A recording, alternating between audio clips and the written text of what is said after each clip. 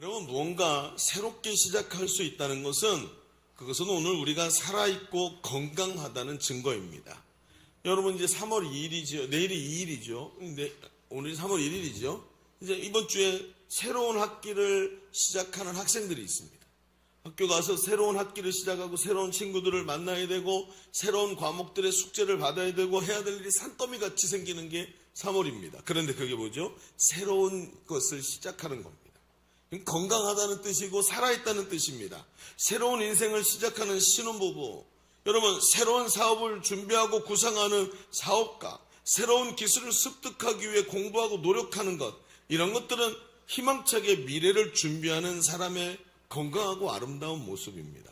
그런데 여러분, 우리가 무언가 새로운 것을 시작하면서 참 안타까운 것은 날마다 내 삶이 새롭게 시작되는데 기대나 열정이 없이 마치 어제 씹던 껌을 뱉어놨다가 다시 씹는 것처럼 느껴지는 순간들이 의외로 너무 많다는 겁니다.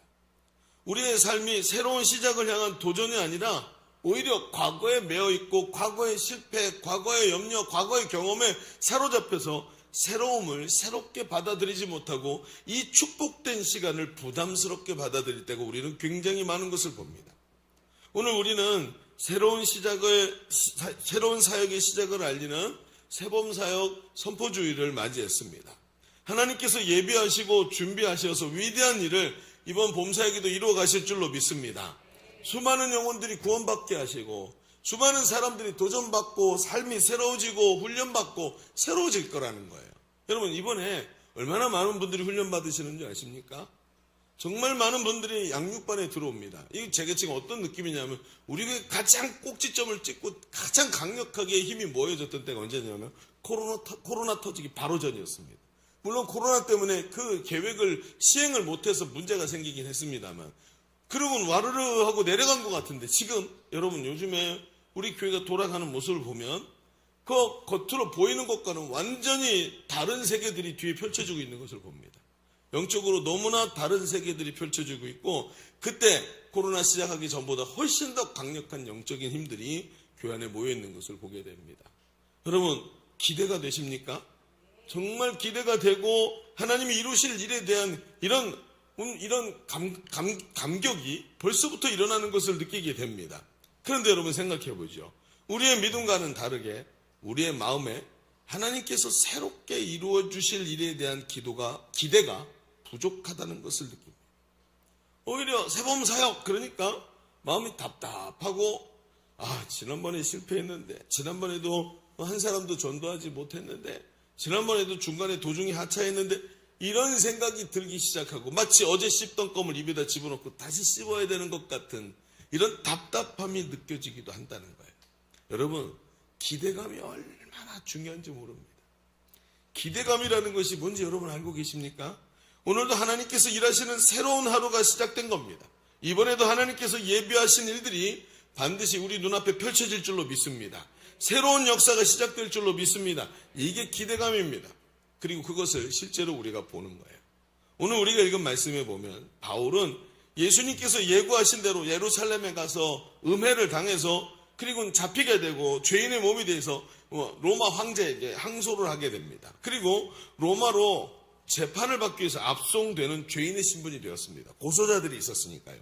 그러나 이 겉으로 보기에는 잡혀가고 죄 지은 사람 같고 압송되는 것 같았지만 실제는 뭐죠? 하나님의 계획이 시행되고 있는 것입니다. 하나님이 로마에서 복음을 전하기 위해서 바울을 로마로 보내는 가장 안전한 방법이 뭡니까? 여러분 바울이 복음을 전할 때 내가 바울을 죽이기 전까지 먹지도 않고 마시지도 않겠다는 결사대들이 있었습니다. 그러니 바울을 이제 통해서 로마 제국에 복음을 넣어야 되는데 전 세계를 향해 복음을 전하시려고 하는데 가장 좋은 방법이 뭐예요? 로마 군대들의 보호를 받는 압송입니다. 그렇죠. 그러니 성경을 가만히 보다 보면 하나님의 방법은 그렇게도 진행이 될 수 있다는 거예요. 위대한 복음의 비전을 향해 나가는 길이에요. 그런데 아이러니한 것은 그 길을 하나님이 인도하시고 하나님의 위대한 역사가 일어나는 길이라 평안을 주시고 안내하실 줄 알았는데 아니었어요. 잡혀서 죄인으로 끌려가는 것도 힘든데 풍랑을 만나서 죽을 고비를 지금 당하고 있는 중이라는 거예요. 아니 하나님 분명히 새로운 일을 행하시기 위해 바울을 로마로 보내고 계시잖아요. 그런데 일을 시키셨으면 환경이라도 열어주셔야 되는 거 아닙니까? 이게 뭡니까? 새로운 일을 하는데 하나님의 계획이 시행되도록 노력을 하는데 하나님 이렇게 안 도와주시면 되겠습니까? 이런 생각이 들더라고요. 여러분 오늘 우리는 선포주일을 맞이했습니다. 행복모임이 시작돼야 됩니다. 간증자도 말했죠. 아직 자기가 셀리더인데 첫 행복모임조차 구성을 못했다고. 이게 도대체 뭐냔 말이에요. 여러분 양육을 시작합니다. 이제 오늘 화요일부터 제자대학 1학기가 시작됩니다. 첫 시간부터 목사님이 도끼눈을 뜨고 기다리고 있을 겁니다. 각오를 단단히 하고 오셔야 됩니다. 목사님을 만나면 새끼손가락을 끊어도 못 나갑니다. 그렇게 무서운 장소입니다. 그런데 여러분 이 마음이 준비가 안 돼 있어요. 그러니 여러분 어떤 마음으로 가야 될까요? 분명히 새 일이 시작되는데 왜 이렇게 어려운 상황이만 보일까요? 바울이 당한 것 같은 광풍이 우리의 마음에 불고 있습니다. 상황은 어렵고 목장은 움직이지 않습니다. 마음이 답답하고 순종하는 마음은 안 생기고 성령님이 도와주시면 좋겠는데 그런 느낌이 들지가 않습니다. 이유가 뭘까요? 오늘 우리가 새봄사역을 시작합니다. 새로운 일을 시작합니다. 오늘 말씀을 좀 깊이 보십시다. 하나님께서 새 일을 시작하는 바울을 향해서 어떤 계획을 가지고 왜 이렇게 어려움 속에 있게 만들어 가시고 있는지를 좀 깊이 보시면서 오늘도 이 새 일 속에 있는 하나님의 마음을 깊이 발견하고 믿음으로 일어설 수 있는 광풍을 이기는 힘을 가진 성도들 되시기를 주님의 이름으로 축복합니다. 자, 주보 3면을 펼쳐보시면 오늘 말씀의 제목은 광풍을 이기는 힘이라고 써놓고 두 가지 얘기를 해보십시다. 오늘도. 자, 첫 번째 이렇게 써보시죠. 무엇보다 먼저 사명에 대한 확신이 있어야 됩니다. 뻔한 것 같은 얘기를 하죠. 맞아요. 그게 이제 아주 중요합니다. 한번 얘기를 들어보죠. 사명에 대한 확신이 먼저 필요하대요. 뭐 당연한 거지. 자, 여러분 보세요. 오늘 본문은 아주 긴박한 상황을 우리에게 보여줍니다. 바울 일행이 사흘이나 풍랑 속에 갇혀 있었어요. 이게 얼마나 태풍이 힘들게 하는지 그냥 풍랑, 태풍 이렇게 말하지 않고 미친 바람, 광풍이라고 얘기를 합니다. 이렇게 말할 정도로 어려웠다는 거죠. 사흘 동안 사투를 벌여도 배가 통제가 안 돼요. 그러니까 파도가 너무 높은 거죠. 여러분 배에 그거 보신 적 있어요? 그런 영상들이요?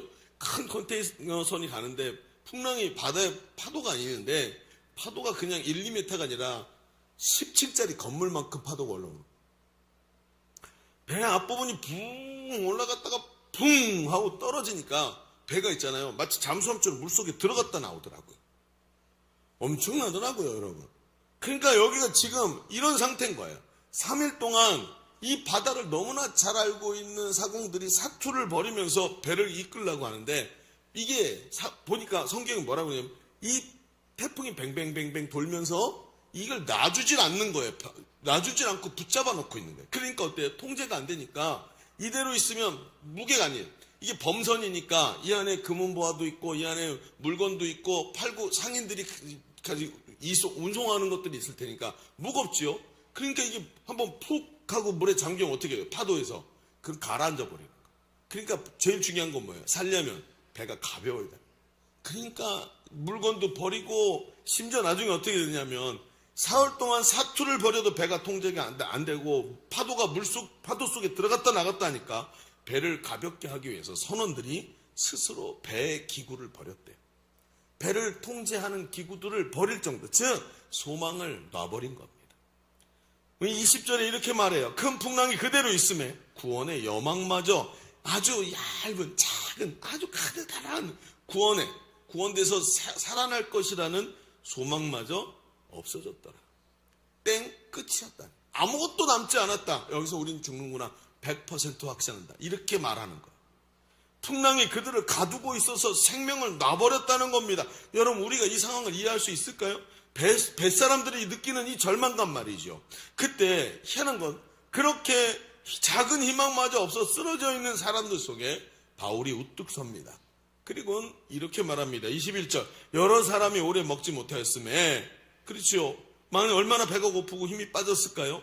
바울이 가운데 서서 말하되 여러분이요 내 말을 듣고 그레데에서 떠나지 않고 기다렸다면 이 타격과 손상을 면하였더라면 좋을 뻔하였느니라. 거봐, 내 말 안 들어서 이렇게 됐지? 쌤통이다. 이게 아니에요. 이런 회의적 말이 아니죠. 이게 무슨 뜻일까요? 가만히 생각해 보면 여러분, 바울은 수사학자입니다. 연설을 통해서 사람들의 마음을 뒤집어 엎어내는 방법을 배운 사람이에요. 그래서 바울의 설교를 보면 수사학적 요소가 굉장히 많습니다. 그런데 왜 이런 말을 했을까요? 봐라, 내 말 들었으면 이렇게 안 됐지, 나쁜 놈들아. 이렇게 말하는 게 아니라 앞으로 자신이 해야 될 말의 신빙성을 부각시키려고 하는 거예요. 거봐, 내가 이렇게 말했었지. 맞아. 저 사람이 그렇게 말했지. 저 사람 말대로 했으면 좋았을 걸. 우리는 저 사람이 죄수라고 생각해서 말을 안 들었지. 그런데 그 바울이 더 중요한 말을 할 거기 때문에 과거를 생각나게 만드는 거예요. 그리고 바울이 담대하게 하는 말은 가히 충격적입니다. 뭐라고 말하죠? 22절, 내가 너희를 이제 다시 말한다. 다시 내 말을 잘 들어봐. 이제 내가 또 다른 얘기를 할 테니까 들어봐요. 이제는 안심하라. 너희 중에 아무도 생명에는 아무런 손상이 없겠고 오직 배만 잊어버리게 될 거야. 내가 속한 바, 내가 섬기는 하나님의 천사가 어젯밤에 내 곁에 서서 말하되, 24절 같이 읽어봅시다. 시작. 바울아, 두려워하지 말라. 내가 가이사 앞에 서야 하겠고 또 하나님께서 너와 함께 항해하는 자를 다 내게 주셨다 하였습니다. 여러분, 가만히 생각해 봅시다. 아니, 전혀 소망이 보이지 않는 이 광풍 속에 바울이 저렇게 담대하게 말할 수 있는 이유가 드러납니다. 그것은 천지의 창조자이시고 지금도 천지를 주관하시고 두 마리 참새 중에 하나도 하나님이 허락하지 않으면 땅에 떨어지지 않는 바로 그 하나님이 자신에게 너 로마까지 가서 복음 전해야 돼. 너 절대 안 죽어. 라고 말했기 때문이에요. 그리고 당신들을, 내가 그 일을 하는데 당신들이 도움이 되기 때문에 당신들을 내게 주셨어요. 그래서 당신들도 안 죽어요. 라고 말하고 있다는 거예요. 여러분, 여기서 우리는 두 종류의 사람을 발견하게 됩니다. 첫 번째 종류는 눈앞에 보이는 현상을 냉철히 보는 사람입니다. 내 눈앞에 보이는 가능성, 자신의 경험, 눈앞에 펼쳐지고 있는 것들이 어디 서 있고 어떻게 돌아가고 있는지 보이는 현상을 보고 모든 것을 판단하는 냉철한 이성을 가진 사람들입니다. 그들이 누굽니까? 선원들입니다. 그들은 자신의 경험 안에서 모든 것을 해석하고 자기 눈앞에 보이는 것으로 일을 하면서 자기 생명을 여기까지 연장해온 사람들이었습니다. 그런데 이 사람들이 여태껏 경험하지 못한 광풍을 만나고 한 번도 체험하지 못한 어려움을 당하더니 자기가 경험 안에서 해석이 안 되니까 아주 가느다란 소망마저도 포기하더라는 거예요. 여러분, 그런데 또 한 종류의 사람이 보입니다. 그 사람은 눈앞에 보이는 현상을 보는 사람이 아닙니다. 하나님이, 천지의 주인이신 하나님이 무엇을 원하고 계시고 무엇을 하려고 하시는지를 보는 사람입니다. 이 사람은 바로 바울입니다. 바울이 두렵고 절박한 현실 속에서 저 파도가 나를 덮치면 죽겠구나 라는 눈앞에 보이는 현상을 보는 게 아니라 하나님이 지금 이 상황을 일으키고 계시는데 이 상황을 일으키고 계시는 하나님이 무엇을 원하시고 어떤 의지를 갖고 계시는지 보이는 현상 속에 뒤에 있는 현실을 보는 눈을 가진 사람입니다. 현상이 아니라 현실을 보는 눈. 우리가 여러분, 내가 눈을 뜨고 보는 게 현실이라고 믿죠? 그러니까 그게 현실이 아닌 게 얼마나 많습니까? 착시 현상이 일어날 때가 얼마나 많습니까? 이게 맞다고 생각했던 게 틀렸을 때가 얼마나 많습니까? 현실이 아니라 여러분, 현상인 겁니다. 현상을 보고 현실을 일으키시는 분 누구예요? 하늘의 주관자이신 하나님이신 줄로 믿습니다. 그분이 현실을 만들어내시는 거예요. 그분이 생각하는 대로 세상이 돌아가더라. 그러니 세상이 아무리 날뛰고 아무리 세상이 엄습을 해도 천지의 주인이신 하나님의 뜻대로 된다라는 진정한 현실을 보는 사람, 경험과 환경을 뛰어넘는 안목을 가진 사람, 이 두 종류의 사람이 있는 것입니다. 오늘 바울을 보십시오. 바울의 이 확신이 어디서 오는 것입니까? 바로 이 현상을 넘어서 현실을 보는 눈에서부터 나오는 겁니다. 얼마나 중요한지 아십니까? 제가 지난주에 주일날 이제 인도 아우니치에 제가 참여를 못했죠. 그래서 우리 교회에서 3분이 갔다 오셨습니다. 그래서 다음에 오신 분들과 좀 이야기를 나누고 싶어서 한 분에게 물어봤어요. 물론 그날 간증도 있었지만 따로 물어봤습니다. 뭐가 제일 기억에 남습니까? 하고 물어봤어요. 그래서 보니까 저보다 더 많이 갔더라고요. 저는 타지마할은 못 갔거든요. 타지마할은 시간이 안 돼서 못 갔는데 이분들은 이제 사역 다 마치고 마지막 정탐 여행을 하는데 거기에 바라나시도 가고 타지마을도 가셨더라고요. 그래서 제가 뭐가 제일 기억에 남냐 해서 타지마을이라고 말할 줄 알았어요. 굉장히 아름답잖아요. 무덤치고는 세상에서 제일 아름답죠. 그랬더니 이분이 대답이 그게 아니었어요. 뭐가 제일 기억에 남냐 했더니 델리 두날개 교회요. 제가 듣자마자 이해가 됐어요. 저는 그 말이. 왜냐고요? 저도 가서 봤잖아요. 인도를 2번 가서 아우니치라는 거 왔는데 제가 인도를 보니까요. 인도가요 14억이 넘는 인구입니다. 14억이 넘어요. 중국보다도 더 많아요. 그런데 이 사람들이 어떠냐면 종교심이 엄청 강합니다. 다신 종교인 이 힌두교, 시크교, 게다가 이슬람교까지 온 나라가 종교 시장입니다. 여러분 힌두교 아시죠? 3억 개, 1억 4천만 개의 신이 있어요. 신이 얼마나 많은지요. 종교 전시장입니다. 그러면서 그 종교 때문에 사람들이 이게 어디에 빠졌냐면 숙명론에 빠져갖고 내가 오늘 어렵게 살지만 여기에 순응하고 착하게 살면 다음에는 더 좋은 것으로 부자로 태어날 수 있어. 이렇게 생각하면서 오늘의 고통을 그냥 체념하고 살다가 죽게 만들어요. 이런 생각에 살 빠르셨으니까 너무나 못 살고 민도가 낮은데 누가 창시했는지도 모르는 가장 오래된 종교의 깊은 그 종교성의 뿌리를 받고 살아요. 그러니까 거기에서 살면서 그 단단하게 굳은 마음들을 보는데 그 보면 어떤지 아십니까? 이들이 변화될 수 있을까? 14억이라는 사람이 이런 똑같은 행동을 하고 살아요. 마치 철벽을 보는 것 같아요. 가서 보면 아니 여기다가 선교한다고 이게 계란으로 바위치기지 이게 되나? 이런 생각이 들지요. 너무 어두워서 빛이 전혀 보이지 않는 가능성 제로에 가깝습니다. 그런데 있잖아요 여러분.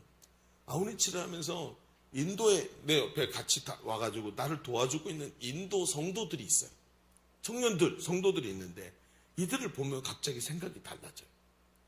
이들은 너무나도 뚜렷하게 예수님의 그 세계 비전에 사로잡혀 있습니다. 제자를 삼아서 가르쳐 지키게 하라 그 말씀이 자기 생명을 바쳐서 이루어야 되는 일이라고 생각을 합니다.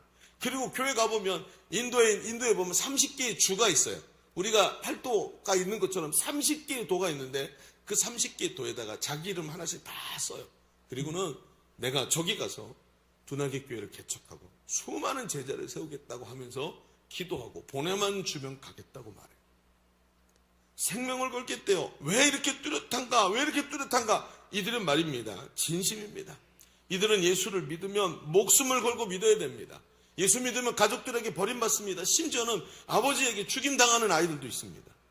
여러분 하나님이 자신을 계획하셨고 자기에게 소망을 가지시고 그 뜻을 이루실 것이라는 사명이 한번 들어가면 생명을 걸고 그 일을 합니다. 그러니까 우리랑은 완전히 차원이 달라. 가서 여러분 이번에도 말입니다. 필리핀 가서 필리핀에 세워진 아까 간증자가 말했죠. 간증자가 세워진 사람을 보면서 그 한 사람 세우는 게 얼마나 중요한가 그런 데 있잖아요. 인도 사람들은요 필리핀 사람들보다 한 5배 이상 더 강직합니다. 그 한 사람을 만나보면 가슴이 뜨거워집니다. 그러니까 말합니다. 그렇게 처음 가자마자 이렇게 암담한데 이게 될까라고 생각하는데 하나님 앞에서 예수 그리스도의 제자로 훈련되고 변화된 델리 두날개 교회 성도들을 보니까 소망이 보이는 거예요. 되겠구나. 하나님이 왜 이 교회를 세우셨는지 알겠다. 암담해 보이는데 이렇게 암담해 보이니까 오히려 이 종교성이 강력한 14억에게 복음이 전달되지 않을 것 같은데 그 어두울수록 작은 빛이 더 강하게 빛나는 것처럼 하나님께서 이 교회를 통해서 하실 일들을 계획하시고 하나님께서 기대하고 계시다라는 그 사명이 보이기 시작하니까 그때부터 달라지기 시작. 아무리 아름다운 것을 봐도 아무리 유명한 것을 봐도 거기에는 희망이 안 보이는데 그 교회 하나가 지하실에 있는 그 교회 하나 우리 예배당의 4분의 1쪽밖에 안 되는 그 작은 교회 하나가 엄청난 소망으로 다가오는 그래서 거기서 제일 기억에 남는 게 그 교회라고 얘기하는 겁니다. 사명을 가진 델리 두날개 교회를 보니까 암담한 현상이 눈앞에 보이는 게 아니라 하나님이 일하시는 현실이 보이기 시작합니다. 이게 사명을 가진 자의 눈입니다. 바울은 자신에게 사명이 있다는 것을 알고 있기에 광풍이 나를 아무리 고단하고 위협하고 힘들게 해도 자신을 망하게 하지 못한다는 확신을 가지고 있었던 것입니다. 사명을 가진 사람들이 있으면 반드시 사명이 이루어지고 변화가 일어날 줄로 믿습니다. 이것이 소망이라는 거예요. 하나님께서 하실 거다. 반드시 이 어둠 속에 빛을 비추시고 역사하실 것을 믿는 믿음이 일어난다는 것입니다. 오늘 여러분, 우리는 새봄 사역을 선포하고 하나님이 이 새로운 일들에 역사하실 것을 기대하고 있는 줄로 믿습니다. 맞습니다. 하나님이 이루어가실 것을 기대하는 것. 그게 바로 사명자가 가지고 있는 안목입니다. 아이러니하게도 세상이 어둡고 내 마음이 답답하고 지난 시즌에 열매가 부족했고 내 속에 기대감이 없을수록 우리 안에 주신 사명이 더욱 빛나는 겁니다. 내가 하는 게 아니고 하나님이 하시는 것이기 때문에. 광풍이 불고 소망이 끊어진 것처럼 보입니다. 해도 안 된다는 생각이 듭니다. 이럴 때 무엇이 보입니까? 무엇보다 무엇이 보이는가 보다 무엇을 볼까를 먼저 결정해야 되는 것입니다. 무엇이 보이는가? 어떤 현상이 눈앞에 펼쳐지는가? 내가 시간이 없는 현상, 돈이 없는 현상, 건강이 부족한 현상이 아니라 하나님이 일하고 계시다라는 현실을 보는 것을 먼저 그것을 볼 것이라고 결정해야 되는 것입니다. 선원들처럼 현상을 보고 좌절할 것이 아니라 하나님의 뜻이 내게 와서 지금 하나님이 일하고 계시다라는 현실을 분명히 그것이 현실로 이루어지고 있다라는 것을 붙잡기 때문에 바울이 거기서 그렇게 담대히 설 수 있었던 것입니다. 사랑하는 성도 여러분, 사명을 회복하시기를 바랍니다. 나는 아무나가 아닙니다. 오늘도 인도 델리 두날기 교회가 있다면 부천에는 우리 예일교회가 있습니다. 그렇게 하나님 나를 부르셨고 이 예일교회를 만나서 하나님 앞에서 훈련된 하나님의 예수 그리스도의 제자로 세워지고 오늘도 사람만 보면 전도하고자 하는 불꽃이 일어나고 이 세상을 바라보면서 암담하게 보이는 것이 아니라 하나님이 일하시는 걸 보며 소망으로 바라볼 수 있는 당신이 바로 사명자인 것입니다. 하나님은 이 어두운 땅에 우리를 통해 빛을 비추시기를 원하십니다. 그래서 나는 빛으로 부름받았습니다. 할렐루야. 따라합시다. 나는 빛으로 부름받았습니다. 그래서 어둠이 두렵지 않은 거예요. 여러분, 이 사명이 확실하시길 주의 이름으로 축원합니다. 자, 우리 첫 번째 얘기를 좀 정리해 봅시다. 지금까지 우리는 새로운 시작을 알리는 지점에서 우리가 어떻게 승리할 것인지를 보면서 사명에 대한 확신이 필요하다는 이야기를 나눴습니다. 그렇습니다. 하나님은 바울을 로마로 보내시면서 유로와 굴로라는 광풍 속에서도 뚜렷한 사명을 깨닫게 하시면서 바울을 든든히 세워가시는 겁니다. 오늘 우리는 선원들처럼 눈앞의 현실만 보는 사람이 아니라 바울이 바라본 하나님의 뜻, 즉 사명을 깨닫고 유라 굴로를 통해서도 일하시는 하나님 앞에 든든히 서야 되는 겁니다. 그런 거예요, 여러분. 근데 이상하죠, 여러분. 알아요. 근데 유라굴로 지금 어려운 게 이거예요. 우리의 마음의 소리가 자꾸 나오는 게 그거죠. 아니, 나도 사명이 있어요. 그런데 그게 잘 안 되는 현실. 유라굴로를 마주치면 그게 자꾸 좌절이 되더라고요. 한 번 안 되는 거, 다음에 하면 잘 돼. 또 안 돼. 다음에도 좀 열심히 해보자. 또 안 돼. 여러분, 한 3-4번이면 사람의 마음에 낙심이 옵니다. 이게 이제 우리에게 가장 큰 문제예요. 여러분, 한국의 그리스도인들의 모습이 왜 이렇게 절망적인 줄 아십니까? 이걸 이겨내는 방법을 배운 적이 없어요. 그래서 절망적이에요, 자꾸. 이번에도 그러더라고요. 2,000명 모이던 교회가 코로나 끝나고 500명이 됐대요. 어떤 교회가 딱 듣는데 지금은 700명으로 회복이 됐는데 그래도 더 이상 안 커진. 왜? 여러분, 그냥 사람의 머릿수를 모으는 데만 집중했기 때문이에요. 유라굴로 속에서 이기는 힘을 배양을 못했기 때문에 그래요. 그러니까 이런 거죠. 사명이 있는데 행복마음의 열매가 없으면 좌절이 돼요. 저도 훈련되고 저도 알아요. 제가 훈련이 덜 된 거. 근데 목사님, 저도 제가 믿음이 부족한 거 알아요. 그런데 이 이상은 어떻게 할 방법이 없어요. 맞아요. 저도 그래요. 사실은 이 얘기는 제 얘기예요. 저도 그래요. 그럼 어떡하죠? 자, 여기서부터 이제 문제가 있어요. 저는 여러분, 성경이 우리에게 그렇게 단순한 얘기를 하고 있다고 생각하지 않습니다. 성경을 깊이 보면 성경은 너무나 단순한 이야기로 되어 있지만 깊이 바라보면 우리에게 굉장히 많은 것을 얘기해 줍니다. 한번 볼까요? 봅시다. 두 번째 얘기다 이렇게 한번 써보시죠. 현실을 발견했다면 이제는 하나님의 의지가 내 의지가 되도록 해야 돼요. 어려운 말입니다. 근데 이게 그렇게 어려운 얘기가 아니에요. 다 들어보세요. 바울이 밤에 하나님 찾아오셔서 자기의 사명을 확인시키는 것을 경험했습니다. 그리고 담대해졌죠. 그리고 그 믿음으로 잘 감당하면 돼요. 그런데 바울이 어때요? 바울이 좀 이상한 행동을 해요. 자, 25절부터 볼까요? 그러므로 여러분이요, 안심하라. 나는 내게 말씀하신 그대로 되리라고 하나님을 믿노라. 그런즉 우리가 반드시 한샘에 걸리리라. 이렇게 얘기를 하는 거예요. 여러분, 어젯밤에 하나님 내게 감동 주셨어요. 그럼 목사님처럼 다 나와서 막 얘기해야 되나요? 아니죠. 지금 여기는 그런 또 상황도 안 되고 분위기도 안 돼요. 그런데 바울이 나와서 사람들 앞에서, 선원, 군인들, 승객들 앞에서 공개적으로 이런 얘기를 막 쏟아놓습니다. 근데 가만히 보면 아직도 일어나지도 않은 일이잖아요. 어떻게 될지 모르잖아요. 그러니까 어때요? 설레발을 치면서 막 나대고 있는 것 같은 느낌이 들기도 합니다. 이 장면을 우리는 워낙에 이렇게 써 있으니까 이러고 그냥 지나가는 거예요. 근데 가만히 생각해 보세요. 우리말에 가만히 있으면 어디 간다 그래요? 가만히 있으면? 창고로 가죠. 가만히를 뒤집어 쓰면. 자, 죄송합니다. 네. 가만히 있으면 어디 간다고요? 중간이라도 간대요. 그렇죠? 우리 갖고 있는 특성이에요. 우리의 특성이 나서기 싫어하고 적당한 자리를 고수하고 속내를 드러내면 사람이 가볍게 보이니까 속내를 잘 안 드러내는 이런 우리 문화가 있어요.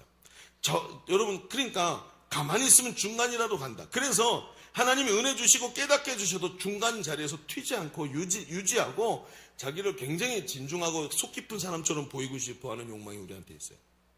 그래서 바울이 하고 있는 행동이 어렵게 보이는 거예요. 그런데 성경을 계속 읽으면 희한한 장면이 나와요. 지금 이렇게 바울이 나대는 것처럼 말을 했죠. 근데 계속 뒤를 읽잖아요. 그 다음부터 주도권이 바울에게 넘어오는 게 보여요. 희한하죠. 여러분 어떻게 넘어오는지 아세요? 바울이 사공들이 도망가려고 하니까 바울의 말처럼 좀 정리가 되기 시작해요. 그때 사공들이 웬만하니까 빨리 배를 버리고 혼자 탈출해서 살려고 해요. 그때 바울이 딱 군인들에게 말해요. 사공들이 도망치면 우리 다 죽는다. 사공을 잡아라. 지금 누가 지휘를 하고 있어요? 바울이 지휘를 하고. 군인들은 자기가 죄수인데 이 말이 되냔 말이에요. 지금 일어나고 있는 얘기가. 그리고 음식을 먹지를 못하고 막 지금 이게 소망이 없으니까 여기서 죽는구나. 그러고 해서 먹지를 못한 사람들이 음식을 갖고 와서 걱정 말고 먹어. 우리 다 살아. 그러면 얘기했는데 거기 있던 군인들이 바울의 말을 듣고 위로를 받고 먹고 힘을 차리네. 아니 이거 완전히 무슨 지금 이게 어떻게 된 겁니까? 그리고 거기 군대를 인도하고 있던 백부장인 율리오라는 사람의 신뢰를 받아서 나중에 다 탈출할 때 죄수들이 다 도망갈까봐 군인들이 죄수들을 죽이자고 말할 때 율리오가 죽이지 마라. 왜? 바울이 있잖아요. 여러분 지금 율리오가 바울이 율리오의 선생이 되어버렸어요. 지금요. 그 배에 탄 276명이 그가 말한 대로 한 사람도 죽지 않고 살아갑니다. 바울에게 주도권이 싹 넘어가 버려요. 도대체 무슨 일이 벌어진 걸까요? 여러분 그냥 읽을 때는 안 보이던 게 보이시죠? 도대체 무슨 일이 벌어진 걸까요? 한번 생각해 보세요. 여러분 제가 이번 아우니치에 저 개인적으로 정말 은혜를 많이 받는 그런 아우니치였습니다. 왜 그러냐면 저 자신에게 변화가 일어난 걸 봤어요. 그럼 변화라는 건 남들에게 보이는 거지 나에겐 잘 안 보이더라고요. 근데 어떻게 알았냐면 사실 저는 이번에 아우니치 준비를 못했습니다. 안식월도 갔다 오고 하면서 새벽 기도회를 제가 한 3일 정도 같이 아우니치를 했던 것 같아요. 그런데 지난 시간 제가 아우니치를 얼마나 많이 우리 한 10년 아우니치 갔습니다. 그러면 중간에 코로나 빼고 나면 한 14번 정도 제가 간 것 같아요. 많이 체면. 그런데 여러분 아우니치 전 다 아는 내용이죠. 거기 있는 웬간한 선교소보다 제가 더 많이 했고요. 아우니치를 거기 센터장보다 제가 더 많이 했어요. 아우니치. 얼마나 많이 했는지 아십니까? 그러니까 보세요. 제가 이런 생각이 들어요. 여행 가이드가 이런 느낌이겠구나. 다 아는 데를 또 데려가는 거예요. 그거 은혜 받게 만들고 관광하게 만들고 나는 거기서 사고 안 나게 만들고 방향을 잘 잡아주고 길 잡아주고 헌신하게 만들어주고 오는 거예요. 거의 그런 식의 아우니치를 해왔던 겁니다. 그런데 여러분 중요한 게 뭐죠?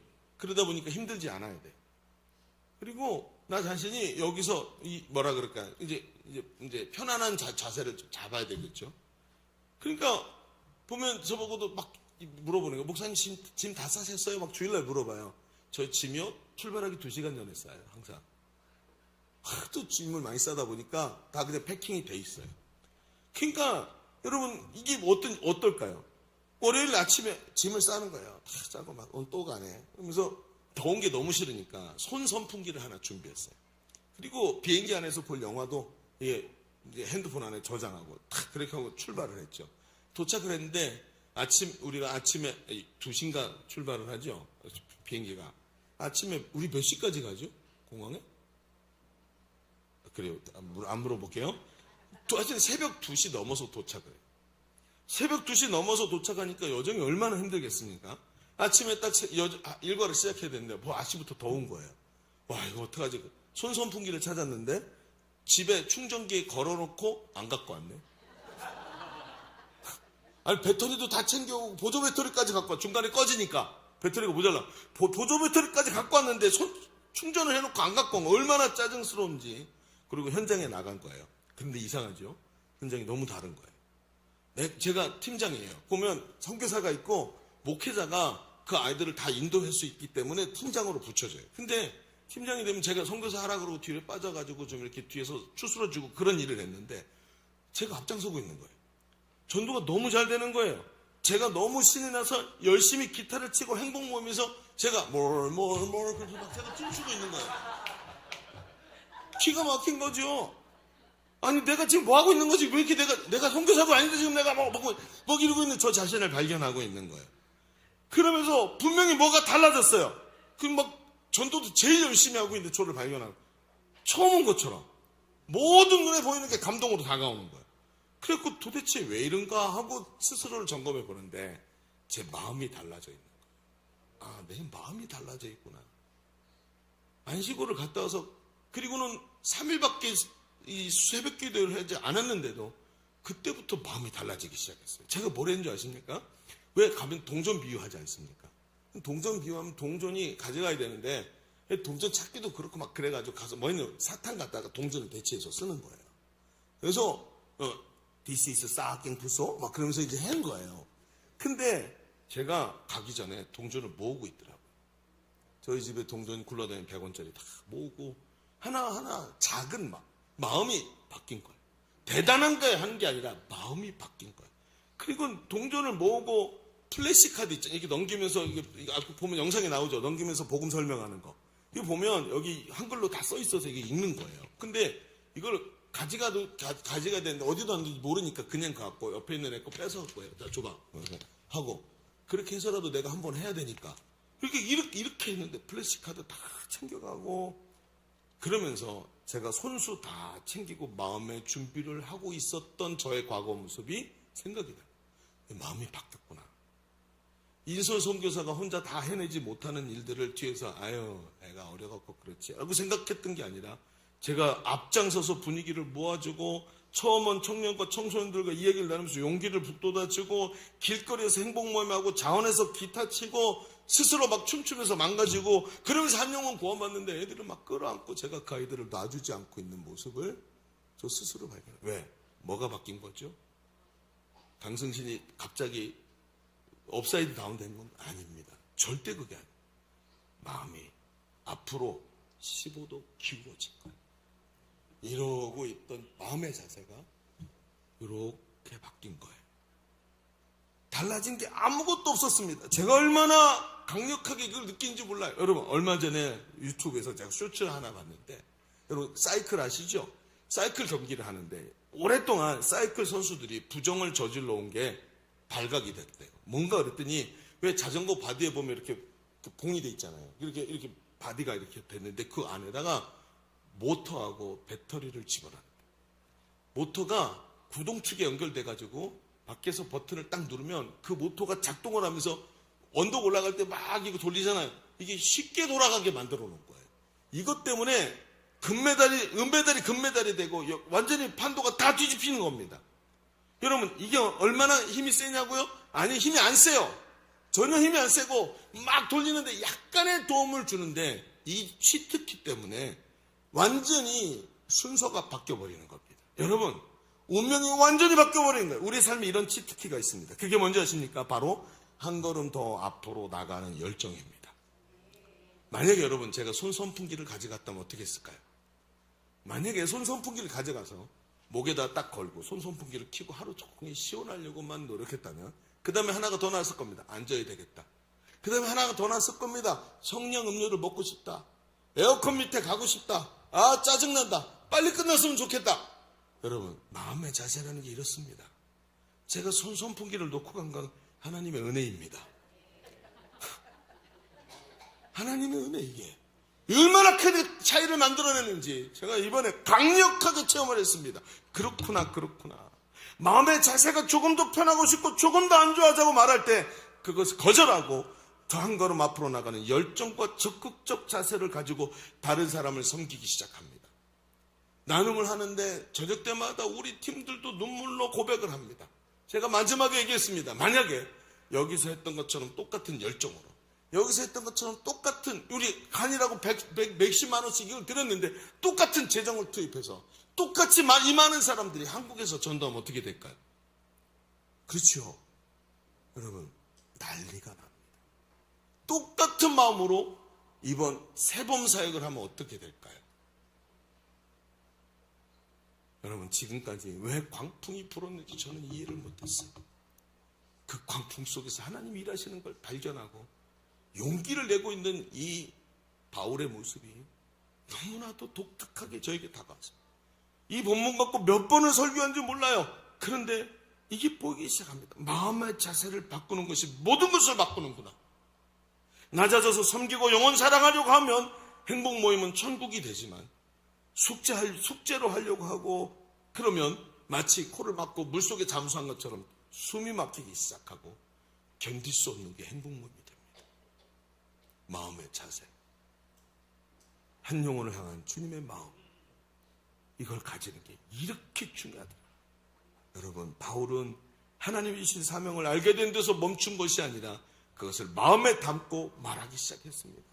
자기 삶에 적용했습니다. 자기 주변 사람들에게 말하기 시작했습니다. 나는 저 사람들에게 나를 지금 압송하고 있고 저는 군인이고 난 죄수지만 주신 사명대로 믿고 하나님께서 일하실 것을 믿고 기대하면서 달려나가고 마음을 하나님 앞에 쏟기 시작하니까 주도권이 바울에게 넘어오고 하나님 모든 능력을 바울의 손에 주신 줄로 믿습니다.